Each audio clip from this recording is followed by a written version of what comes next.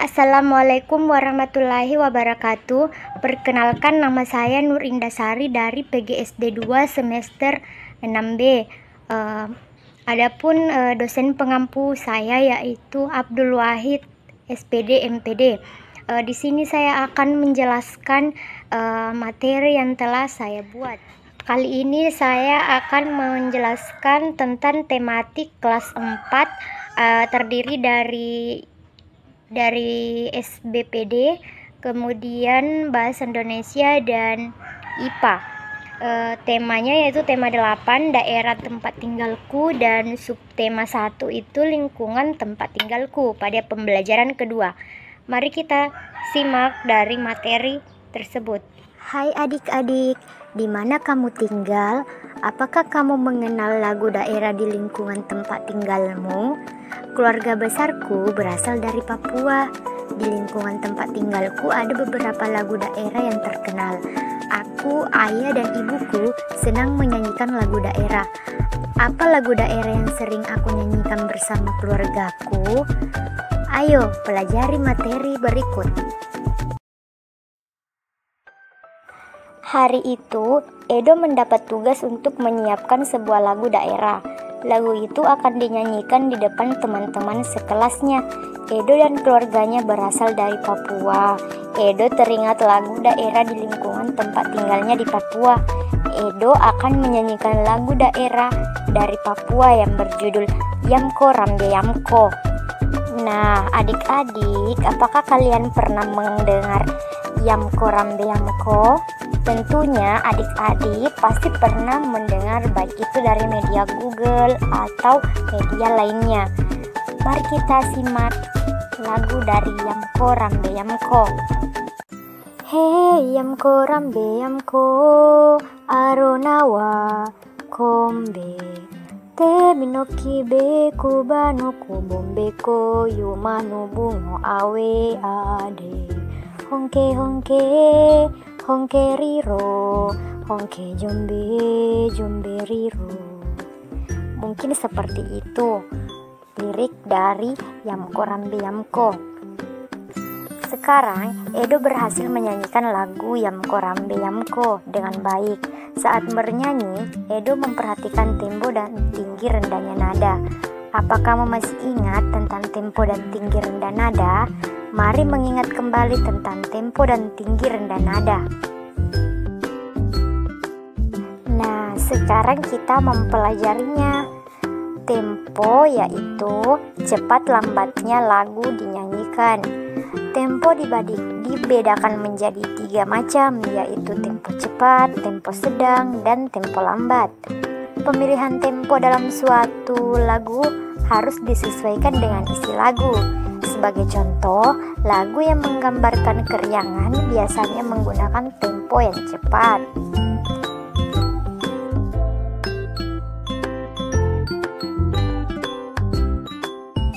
Lagu untuk menidurkan bayi biasanya menggunakan tempo sedang ataupun tempo lambat.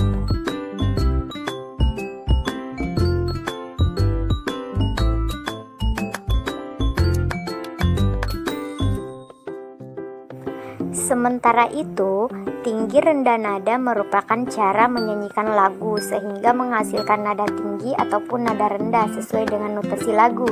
Berikut urutan tinggi rendah nada yang disebut tangga nada dengan notasi angka dan notasi balok, yaitu do, re, mi, fa, sol, la, si, do.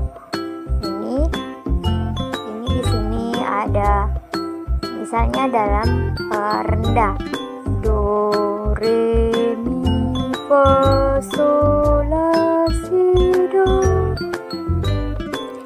Itu adalah contoh dari urutan rendahnya nada. Begitu seterusnya, yaitu nada sedang dan nada tingginya.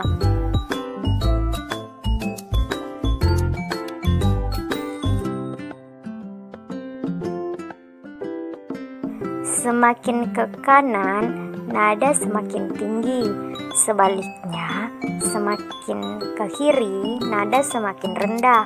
Nada bertitik di bawah berarti nada rendah.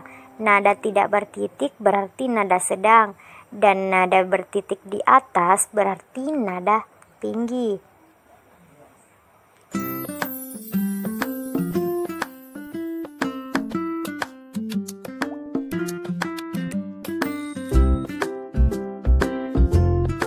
Nada-nada yang bertitik di bawah disebut tangga nada oktav rendah. Nada-nada yang tidak bertitik disebut tangga nada oktav sedang. Dan nada-nada yang bertitik di atas disebut tangga nada oktav tinggi. Tangga nada adalah urutan nada yang disusun secara berjenjang. Susunan nada yang berurutan naik atau turun disebut tangga nada. Tentu saja jarak antar nada yang berurutan itu naik atau turun tertentu pula, 1, 2, 3, 4, 5, 6, 7 atau do, re, mi, fa, sol, la, si, do. Mungkin seperti itu adik-adik.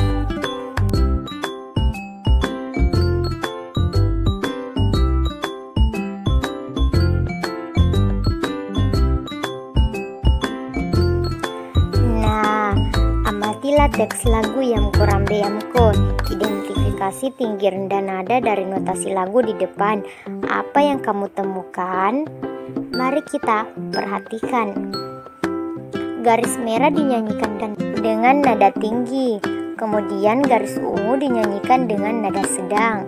Berikut ada contoh teks dari Yamko Rambe Yamko. Contohnya seperti ini. Hei Yamko Rambe Yamko. Nah, otomatis bilang he itu adalah nada tinggi karena titiknya itu berada di atas. Kita kasih warna merah ya. Kemudian di sini ada Yamko Rambe Yamko Aronawa Kombe. Berarti itu adalah garis ungu dinyanyikan dengan nada sedang. Dilihat dari tidak adanya titik di atas maupun di bawah, berarti itu bukan nada tinggi maupun nada rendah. Kemudian kita lanjut ke sesi berikutnya ya adik-adik.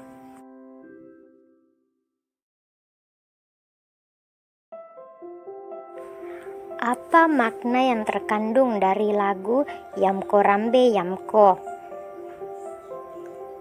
Nah, hai jalan yang dicari sayang perjanjian. Kemudian,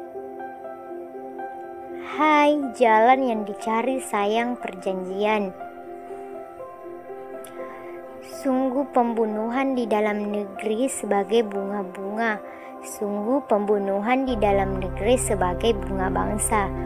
Bunga bangsa, bunga bangsa, bunga bertaburan di taman pahlawan. Bunga bangsa, bunga bangsa, bunga bertumbuh di taman pahlawan. Bunga bangsa, bunga bangsa, bunga bertaburan di taman pahlawan. Tema lagu ini sebenarnya adalah tentang peperangan. Lagu ini menceritakan tentang sebuah perang yang terjadi di dalam negeri. Bunga bangsa dalam lagu ini berarti pahlawan yang berjuang dan rela berkorban bahkan sampai mati untuk mempertahankan Indonesia dari tangan para penjajah yang terdahulu.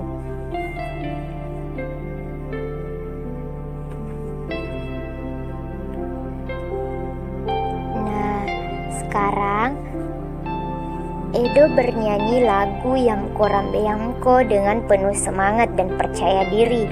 Tidak disangka setelah semua teman-teman bernyanyi, ibu guru bercerita mengenal cerita rakyat Papua. Edo merasa bangga karena lingkungan tempat tinggal keluarga besarnya kaya budaya. Ada lagu daerah dan juga cerita rakyat. Berikut cerita yang disampaikan ibu guru. Kasuari dan Dara Mahkota. Kasuari memiliki badan besar dan sayap lebar. Dia mampu terbang tinggi, namun Kasuari amat serakah. Dia memetik banyak sekali buah yang telah masak. Buah-buahan itu disembunyikan di bawah sayapnya sehingga burung-burung lain tidak kebagian. Burung-burung lain mengetahui keserakahan Kasuari. Oleh karena itu, tidak seekor burung pun mau berteman dengannya. Meski demikian, Kasuari tidak mempedulikannya.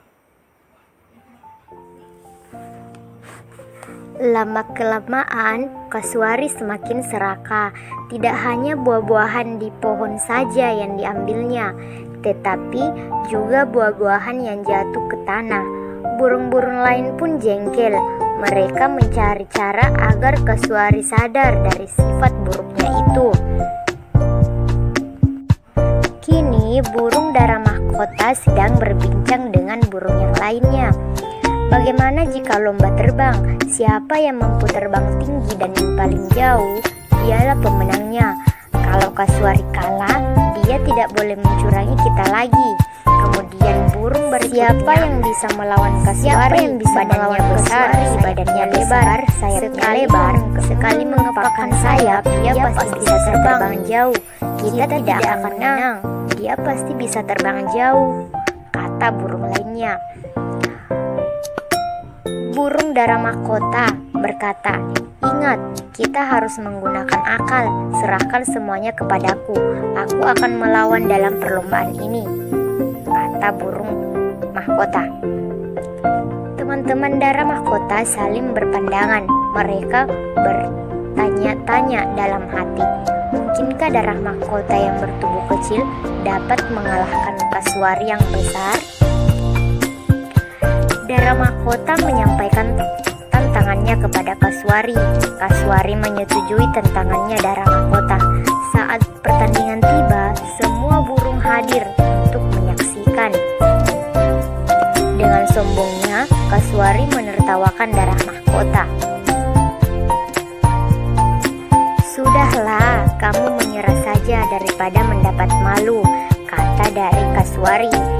"Siapa yang tertawa belakang, dia yang menang," kata dari dara mahkota. Kasuari dan dara mahkota pun bertanding. Mereka melesat dengan kencang. Kasuari terbang cepat sekali. Sesekali Kasuari menoleh dara mahkota yang berada di belakangnya. Dia takut jika dara mahkota menyusulnya. Saat asik menoleh, tiba-tiba brak, Kasuari menabrak batang pohon. Sebelah sayapnya pun patah. Semua yang hadir tertegun, tetapi Kasuari tak mau menyerah. Dia berusaha bangkit dan mengempakkan sayapnya. Sayapnya, dia terus terjatuh dan mengempar di tanah. Sementara itu, dara mahkota terus melesat jauh meninggalkan Kasuari.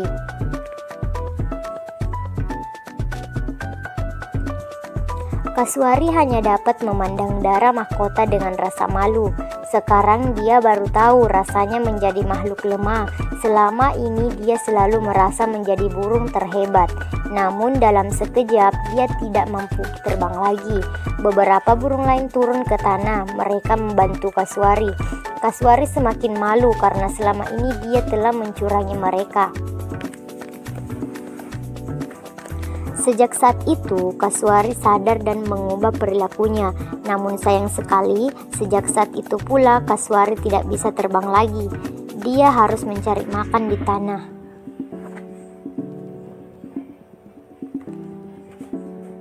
Ini cerita dari Papua ya adik-adik. Ceritanya sangat bagus sekali ya adik-adik. Nah, sekarang pada pembelajaran 1 telah dijelaskan bahwa cerita asal mula Telaga Warna merupakan cerita fiksi. Cerita yang diceritakan ibu guru di atas juga merupakan cerita fiksi. Ayo melakukan kegiatan berikut.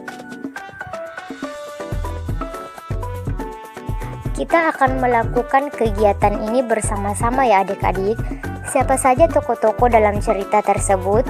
Sebutkan tokoh-tokoh dalam cerita. Kalau dalam cerita tadi ada Kasuari ya teman-teman, dan ada dara mahkota serta burung yang lainnya. Ada berbagai jenis cerita fiksi, di antara cerita rakyat, cerpen, dan novel. Adapun jenis cerita rakyat antara lain cerita jenaka, mite, fabel, legenda, dan saga. Nah, di sini adik-adik kita akan mempelajari satu persatu. Yang pertama adalah cerita jenaka. Cerita jenaka adalah cerita pendek berisi kebodohan atau kecerdikan seseorang dan menimbulkan senyum atau tawa bagi pembaca atau pendengar. Contohnya Pak Pandir, Pak Belalang, dan Lebay Malang. Sini ada beberapa, mesti Pak Pandir si Kabayan. Setiap orang yang membacanya pasti akan tertawa. Nah, yang kemudian adalah mite. Mite adalah cerita berhubungan dengan kepercayaan suatu benda, peristiwa gaib, alam gaib, atau yang dipercayai mempunyai kekuatan gaib, seperti dewa, peri, dan Tuhan. Contoh mite yaitu Nyi Roro Kidul, Joko Tarub, Dewi Nawang Wulan, Barong, dan cerita pemindahan Gunung Suci Mahameru di India oleh para dewa ke Gunung Semeru yang dianggap suci oleh orang Jawa dan Bali. Berikutnya ada cerita fabel. Fabel adalah cerita dengan tokoh-tokoh binatang yang diceritakan hidup dan bermasyarakat seperti manusia. Contohnya yaitu Kancil dengan buaya dan burung bangau.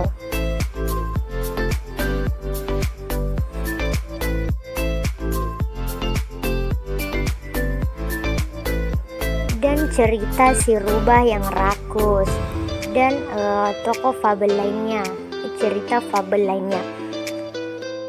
Seperti contoh cerita si rubah yang rakus. Nah, sekarang adalah legenda. Legenda adalah cerita lama mengisahkan riwayat terjadinya suatu tempat atau wilayah, kejadian alam, asal-usul suatu benda, atau kejadian di suatu tempat atau daerah. Contohnya terjadinya Gunung Tangkuban Perahu, legenda cerita rakyat Gunung Tangkuban Perahu, dan Keong Emas.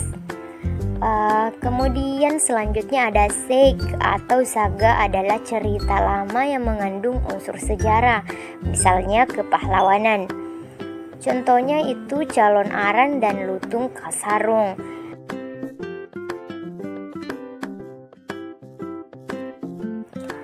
Berikutnya adalah cerpen. Cerpen adalah cerita fiksi yang memaparkan kisah atau cerita tentang kehidupan manusia melalui tulisan pendek. Cerpen dapat selesai dibaca dalam sekali duduk. Contohnya cerpen-cerpen anak pada majalah atau surat kabar. Contoh Putri Tunjung Bui dan Putri dari Bambu. Dan beberapa cerpen lainnya.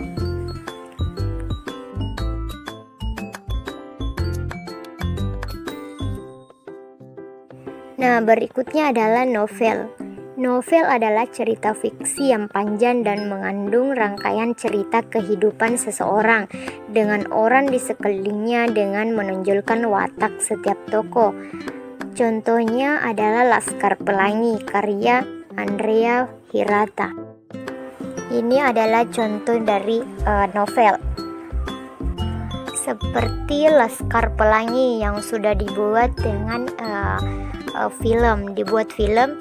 Selain itu ada banyak contoh-contoh karya novel yang dibuat film.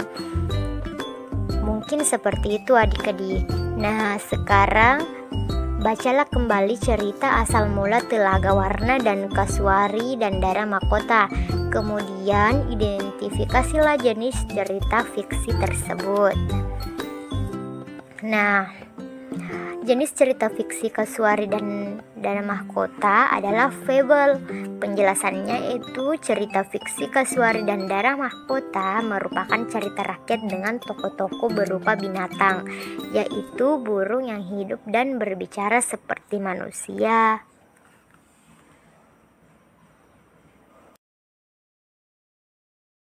Lalu jenis cerita fiksi asal mula Telaga Warna adalah legenda. Asal mula telaga warna tersebut mengisahkan asal mula terjadinya suatu tempat, yaitu telaga warna. Nah, sekarang sudah terdapat perbedaan dari jenis cerita fiksi tersebut. Kasuari dan Dara Mahkota dalam cerita di depan memiliki sayap untuk terbang. Dengan terbang, mereka dapat menuju tempat tertentu. Demikian juga dengan manusia. Manusia seringkali menggunakan sarana transportasi seperti sepeda, sepeda motor, mobil, pesawat, dan kapal untuk menuju tempat tertentu. Nah, pulang sekolah, Edo mengendarai sepeda. Di jalan cukup ramai. Edo mengurangi kekuatan saat mengayuh sepedanya. Laju sepeda menjadi lambat. Di jalan lengang. Edo menambah kekuatan saat mengayuh sepeda. Laju sepeda menjadi cepat.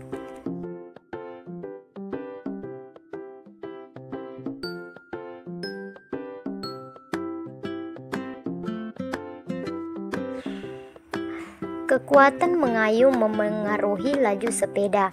Saat Edo mengurangi kekuatan dalam mengayuh sepeda, Edo telah mengurangi gaya. Sepeda pun bergerak lambat atau pelan. Sebaliknya, saat Edo menambah kekuatan dalam mengayuh sepeda, Edo telah menambah gaya. Sepeda pun bergerak cepat. Dengan demikian, gaya berpengaruh terhadap gerak benda. Apa kamu masih ingat tentang gaya dan gerak? Mari kita simak penjelasan berikut. Nah, gaya adalah suatu kekuatan yang mengakibatkan benda yang dikenainya dapat mengalami gerak, perubahan kedudukan, atau perubahan bentuk. Gaya juga dapat diartikan sebagai tarikan atau dorongan yang dapat mempengaruhi keadaan atau benda. Gerak adalah perpindahan kedudukan suatu benda terhadap benda lainnya, baik berpindahnya kedudukan yang mendekati maupun menjauhi suatu benda atau tempat asal akibat benda itu dikenai gaya.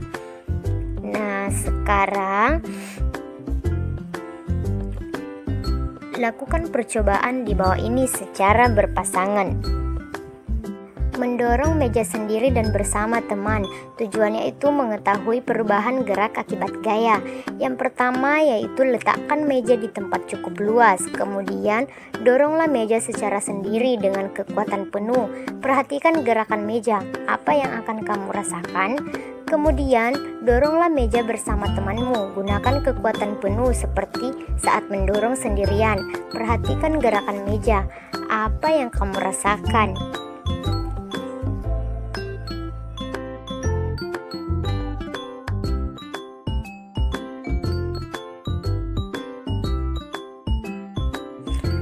Apa perbedaan yang kamu rasakan saat mendorong meja sendiri dan berdua?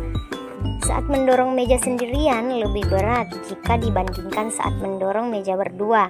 Bagaimana pergerakan meja saat didorong sendiri dan berdua? Saat didorong sendiri, pergerakan meja lebih lambat jika dibandingkan saat didorong berdua. Apa kesimpulanmu dari percobaan ini?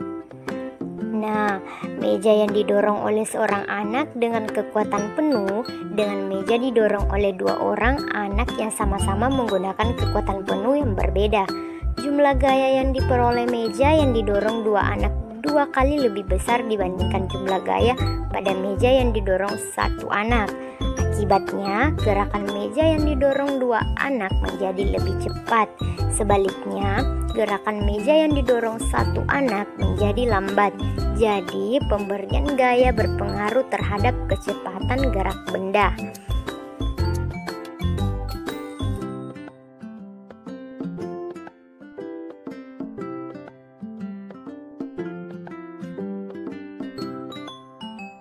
Nah, semakin banyak gaya yang diberikan, maka gerak gaya akan semakin cepat. Begitu juga dengan sebaliknya. Nah, semakin sedikit gaya yang diberikan, maka semakin lambat. Nah, mungkin seperti itu ya adik-adik pembelajaran kali ini. Terima kasih. Semoga bermanfaat untuk adik-adik semuanya. Sampai jumpa dan selamat belajar ya. Terima kasih.